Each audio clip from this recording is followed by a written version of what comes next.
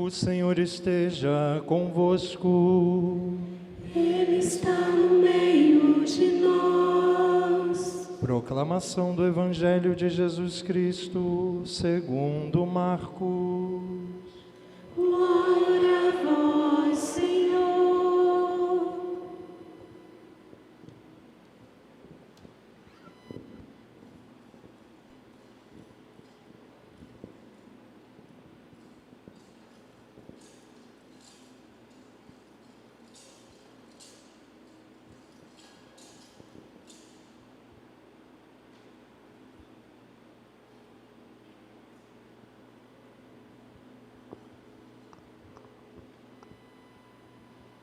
Quando passou o sábado, Maria Madalena e Maria, mãe de Tiago e Salomé, compraram perfumes para ungir o corpo de Jesus.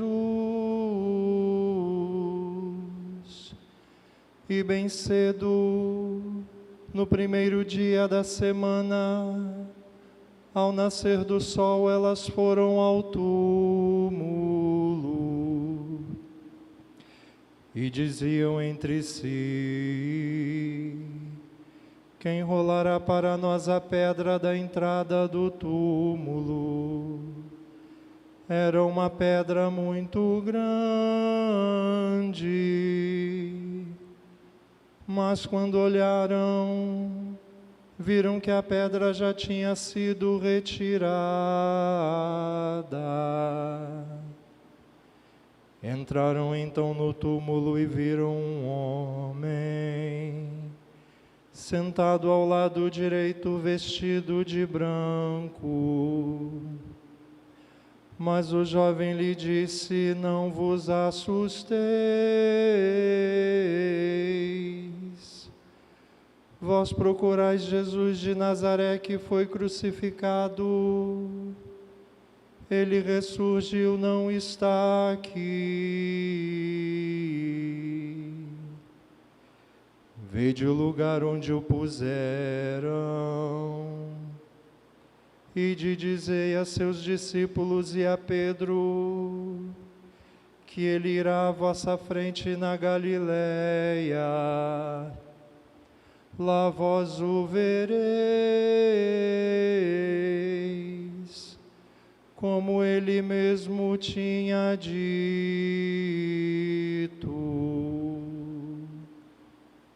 Palavra da salvação. Glória a vós, Senhor.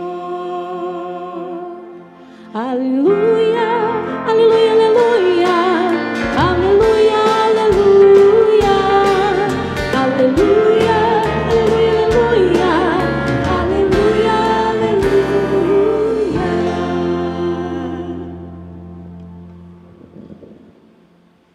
Irmãos queridos, é Páscoa de novo, como tem que ser. Os séculos vão passar e até que o Senhor Jesus volte, esse dia tem que ser celebrado, tem que ser comemorado, até desse jeito, meio fora da casinha que a gente faz, gritando. Se tirarem isso da gente, a gente vai ficar com o quê, né? Irmãos, a liturgia da igreja nessa noite santa é tão cheia de maravilhas. Em primeiro lugar, por causa das leituras da palavra de Deus que nós escutamos. Cada uma delas fala de uma Páscoa, de uma passagem do Senhor. Você sabe, a gente aprende isso quando a gente é criança, que a palavra Páscoa quer dizer passagem. O Senhor passa. E quando Ele passa, por onde Ele passa, tem vida que brota. A gente ouviu juntos o texto da criação do mundo. O Senhor passou e tudo se fez. E tudo se fez lindo, do jeito que Ele havia sonhado no coração dele. A gente ouviu a passagem em que a Escritura nos fala do povo de Israel que atravessa o Mar Vermelho. O povo atravessou o mar sem molhar os pés, porque o Senhor passou à frente. E quando Deus é quem vai à frente, ainda que a gente tenha mares, a gente consegue atravessá-los, a gente consegue suportá-los, a gente consegue vencê-los. Depois a gente ouviu a passagem de Ezequiel, que diz que o Senhor iria passar também nos corações, e passando nos corações, iria lavá-los e encharcá-los com o seu Espírito Santo, e Ele tem passado no coração da gente. Eu tenho certeza que você tem muita história para contar, de dias em que o seu coração era um deserto, e Ele passou, e encharcou essa terra seca, árida, e ela voltou a brotar. Hoje, a Escritura também nos fala do Senhor, que passou pelo sepulcro, passou fazendo do sepulcro um lugar de passagem, uma parte do caminho, não o ponto de chegada. Nós somos cristãos, irmãos, a gente não pode esquecer disso. A sepultura é parte do caminho, mas quando Jesus foi colocado nela, ela se tornou um ponto de passagem, e não o fim da rota. O fim do nosso caminho é no coração do Pai. O fim do nosso caminho é no lugar, na morada que Ele tem preparado para nós. O fim do nosso caminho é no banquete, na mesa que Ele está aprontando para a gente. Enquanto não chegamos lá, não paramos. Hoje é dia de comemorar passagens. Só que a igreja, quando celebra a liturgia, acredita que a gente não só comemora coisas que aconteceram. Quando a gente celebra a liturgia, o que aconteceu, acontece aqui.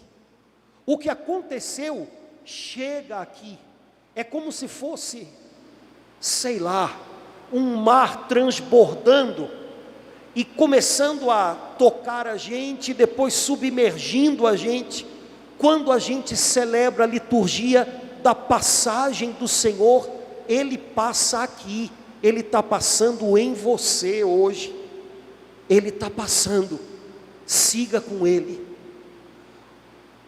Cada vez que a gente ouve a palavra de Deus, ela tem um negócio, né? Não é possível que depois você não vá chegar em casa, ou amanhã, e não vá pegar essas leituras de novo. Não é possível, não é possível. Não é possível que você já está, estou de pança cheia. Não, tem muita coisa a mais. O banquete da palavra de Deus é maravilhoso. Hoje, no comecinho da leitura do Êxodo, a gente viu Israel e Moisés de frente para um mar, de trás o exército do faraó, para os lados um deserto sem fim. E Moisés começa a clamar ao Senhor, e o Senhor diz: Moisés, bota esse povo para marchar, porque o Senhor estava indo à frente, estava passando, e o povo passaria com ele. Irmãos, nessa noite, o nosso Deus, que é um Deus que passa, não é um Deus acomodado, não é um Deus estacionado num céu que está longe. Jesus disse: o meu Pai trabalha sempre. Hoje, o salmo que a gente rezou dizia: o nosso Deus é um Deus guerreiro, pois o nosso Deus que está passando hoje por aqui, está dizendo para a gente: ei, você parou de marchar por quê? Vamos lá. E Ele não está dizendo para a gente: caminhe. Sabe, eu conheço umas pessoas, até aqui na igreja, misericórdia, como Deus é lindo e faz cada um de um jeitinho, né? E faz a gente de um tal jeito que a gente não pega uns aos outros para matar, né? É lindo isso. Um um completa o outro. Mas tem umas pessoas que elas até andando, é uma coisa. Eu falo, meu Deus, mas não levanta nem o pé do chão. Eu, para andar, quase que abro um buraco no chão. Eu ando, para escrever, eu pego a caneta, só falta torcer a caneta. Mas tem gente que né, anda flutuando. Deus não disse, caminha, porque Ele sabe que tem gente que, se Ele falar isso, meu amigo, só chega daqui a 5 dias, né? Caminha, né? Ele disse, marcha, marcha. E sabem de uma coisa, irmãos? A gente pode até ficar velhinho, Deus queira. A gente pode até ter dificuldade de levantar o pé. Mas aqui dentro, Deus deu para a gente alma de soldado. E a gente não pode desistir de marchar nunca. Marcha. O Senhor está passando e está indo à tua frente. Marcha. Ele te leva no meio desse mar. Vai adiante com Ele. Não deixa nada te puxar de volta para o Egito. Te puxar de volta para a escravidão de um coração que não espera, que não acredita, que não tem um Deus que é cheio de amor. Marcha. Arrebenta essas cordas. Vai adiante com Ele. Outra coisa que todo ano eu acho bonito. Meu filho, você está aí no... bota o número 18 do folheto. Deixa eu ver se eu estou bom da memória. A oração que a gente fez antes de começar a leitura do Evangelho é muito linda. E a gente pede uma coisa nessa oração, que é a coisa que a gente mais precisa na vida. Número 18. E aí? Vai? Dá para botar aí a projeção? Não? A gente combinou tão direitinho. Mentira. Enquanto ela coloca, a gente rezou assim: Senhor, renova na igreja hoje o espírito filial, para que, feitos de novo, renovados, nós possamos te servir. O Senhor quer que nós façamos muito, como servos, servos nota 1000, mas o Senhor quer que nós sejamos bons servos, mas com coração de filhos. Renova em nós o espírito, o coração de filhos. Irmãos, vocês já pensaram, a gente podia pedir tanta coisa na noite da Páscoa, né? E na oração que está no centro da liturgia, o que a igreja pede é: Senhor, ajuda a gente a viver que nem filho, a viver que nem Jesus. Há uns anos atrás, acho que a gente estava aqui numa semana de oração pela unidade dos cristãos, e os irmãos lá de Monte Sião, lembram? Pastor Silas, estavam aqui, e um dos jovens de lá fez uma oração, e eu achei aquilo tão bacana. Ele falou assim: Espírito Santo, espírito de família. E aquilo caiu tão bem no meu coração.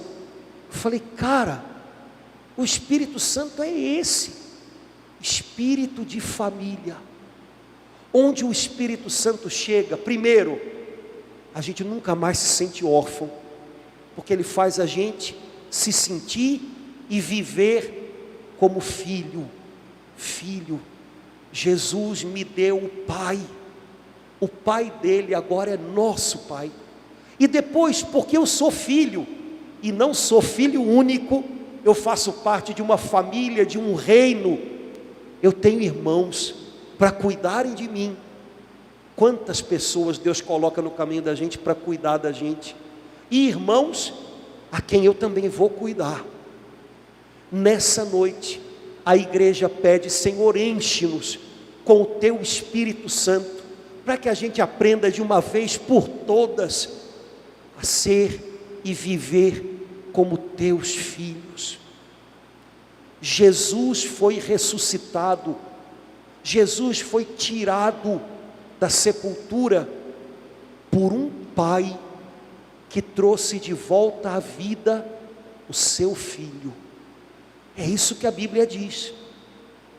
A gente costuma dizer: Jesus ressuscitou. Aulinha de português de grátis, viu? Sábado de noite, você fazer Enem, né? A gente costuma usar a voz ativa, tendo Jesus como sujeito, né? Jesus ressuscitou. Mas se você der uma olhadinha na Bíblia, você vai ver que normalmente Jesus não é mencionado como aquele que faz a ação. Diz assim a Bíblia: Deus Pai o ressuscitou Jesus. É bonito, porque aí a gente entende a ressurreição de Jesus como a história de um pai e do seu filho. Como pode ser a história da gente. Pais e mães aqui na terra não têm o poder de ressuscitar filhos, nem no corpo, nem na alma. Quantos pais e mães têm o filho ou a filha vivos, do lado de fora, mas dentro, mortos? E o pai e a mãe não sabem mais o que fazer, e rezam até o joelho ficar grosso, mas não podem tocar o filho, o espírito, a alma do filho e ressuscitá-lo. O Pai Celestial procurou o seu filho naquela sepultura, e vendo o corpo dele dilacerado, tocou com o seu Espírito Santo, e o filho reviveu. O que a gente não pode fazer, o Pai do céu pode fazer na gente, por causa de Jesus. O que ele começou na sepultura de Jesus, transborda, se espalha por toda a terra. Onde há uma pessoa que crê nesse Jesus, que deu a vida, mas que tomou de volta, é como se nesse lugar, essa onda de ressurreição, esse toque do Pai chegasse, e um filho é ressuscitado. Um filho volta a viver, para viver como filho e nunca mais como órfão. Vou fazer propaganda das minhas peregrinações. Aula de português, propaganda de peregrinação, hoje está brabo, né? Quando a gente faz peregrinações e a gente vai à Itália, a gente todas as vezes tem ido a um lugar chamado Manopello. Alguns irmãos aqui já foram. Quem sabe um dia a gente vai junto. Em Manopello fica uma relíquia que ninguém precisa, não é dogma da igreja, ninguém precisa acreditar que é verdadeira, mas eu acredito. É um pano desse tamanho, feito com uma seda que é tirada de um molusco, de um crustáceo, sei lá o que, lá do fundo do mar Mediterrâneo. E é uma coisa tão fina que atualmente só tem uma moça no sul da Itália que sabe trançar aquilo. No tempo de Jesus, esse pano era caríssimo, era coisa de gente muito rica, quem sabe como José de Arimateia, Nicodemos. E nesse pano, em Manopello, existe uma imagem. A mesma imagem aparece dos dois lados do pano. Se você olhar do lado de cá, e se você virar e olhar do lado de lá, é a mesma imagem. Já é uma coisa estranha, né? O problema é que esse pano, ele pode ser feito, ou seja, pode se juntar as fibras, a seda.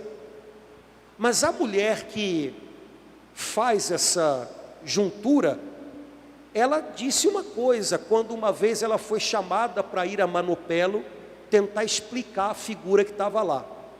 Ela disse: olha, é impossível pintar nesse pano, porque é tão fino, que se alguém passar tinta, vaza toda para o outro lado.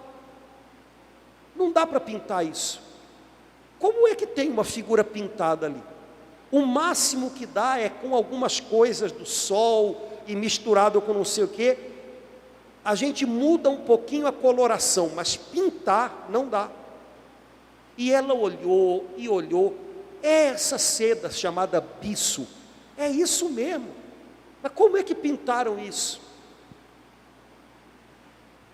Essa figura, se você colocá-la exatamente em cima do sudário, todos os pontos se juntam. Só que no sudário você vê um rosto de um homem morto. E no véu de Manopelo, você vê o rosto de um homem vivo, de olhos abertos. Dependendo da posição do sol entrando pelas janelas da igreja onde fica, você nem vê nada. Uma das vezes que a gente foi lá, uma freirinha estava explicando para a gente, e ela disse assim: sabe qual é a única posição em que sempre dá para ver esse véu, ou melhor, o rosto que está nele? A gente passou pertinho, a irmã acendeu umas lâmpadas e a gente não via mais nada. Aí ela disse assim: ajoelha. E quando a gente ajoelhou, o rosto estava lá. Aí a irmã disse: também tem outro tipo de gente que vê sempre. Atrás da gente vinha um grupo de italianos, ela chamou uma criança: vem cá, filhinho. Perguntou para a criança: o que você está vendo? Jesus. Crianças sempre veem. Se o véu estiver um pouco mais alto, você vê. Se você estiver de frente, dependendo da luz, você não enxerga nada. Esse véu já foi estudado por muita gente, e ele tem coisas incríveis. É como se fosse o rosto de um homem voltando de um desmaio de morte. Ele é pálido, mas aqui, ele tem uma cor mais avermelhada, de quem estava lívido, sem sangue, e o sangue foi voltando. Aqui é roxo, como uma pessoa morta. As pálpebras, elas estão uma mais dilatada que a outra, como se fosse uma pessoa abrindo os olhos. Olha, tem muita coisa. Eu estou contando isso tudo para você, sabe por quê? Não, né? A boca está aberta, você vê os dentes. Chamaram, olha, o povo também gosta de, né? Chamaram dentistas e fonoaudiólogos para examinarem a boca. E os dentistas disseram que o modo como os dentes estão é como se fosse uma pessoa que teve os dentes quebrados e eles estão sendo recompostos. Imagina uma pessoa usando aparelho. Os dentes estavam quebrados e é como se você tivesse feito uma radiografia de dentes que estão sendo colocados no lugar. E os fonoaudiólogos, olhando a boca, disseram: ele está falando. A boca está aberta de uma maneira que tem uma sílaba. Uma pessoa que faz leitura labial, ela olha pela posição da boca, ela entende o que a pessoa está dizendo. E aí perguntaram para os fonoaudiólogos: qual é a sílaba que ele está falando? A sílaba que ele está falando é A. Ele acordou da morte, chamando: Abá. Ele foi chamado pelo Pai, que é Senhor da vida.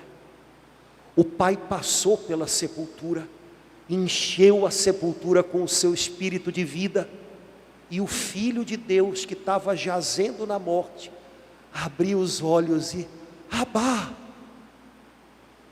Era o seu Pai que o estava entronizando como o Senhor do céu e da terra, dos vivos e dos mortos.